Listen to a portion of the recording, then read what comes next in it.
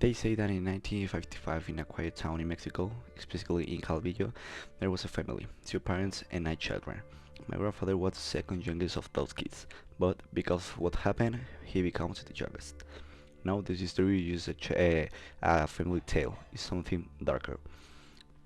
Some say it's a curse, others just call it a tragedy that never stopped showing throughout the years. So here is how it goes. It was supposed to be a regular day. The kind of day where the other kids happen around to the house.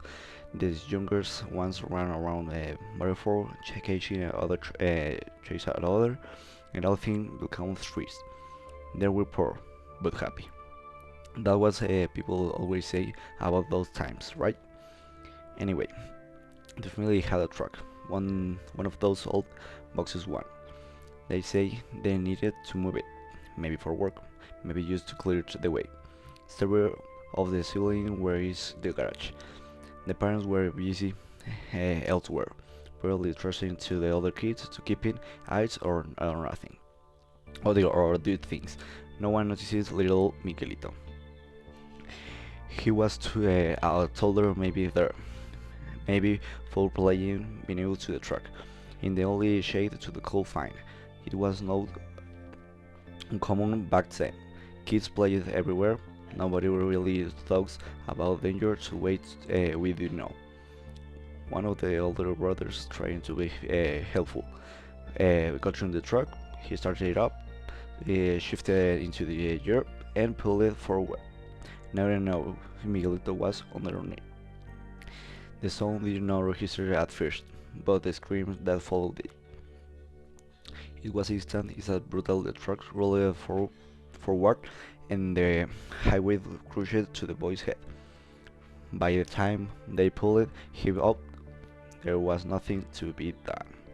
And here is the thing it gets strange. There were five people who see that happened that day, who were right there when Miguelito died, five of the siblings. Over the years, um, each of them died of the same thing, a brain tumor. All of them before to the age of the 45. Every single one. It's don't, I don't know matter if they were healthy before. He don't matter where they live later or what kind of they try to build. The tumor comes for them slowly, silently, always fatal. Some people in the family start to whisper about it. They call it la maldición de Miguelito, chaos. They said that's his death. Um, and maybe he wrote something physical, something deadly, or maybe the child never left. No, my grandfather he is still alive. He didn't witness what happened that day. He was outside or asleep or somewhere else. And maybe that is what saved him. Maybe not seeing meant to escape it to the. We'll never know. All these years later, when he talks about of Sylvie, his voices get quiet. He doesn't say much, just that Miguelito should have been to the youngest, that he should be grown up, and no one of them should be having carried the that we carried.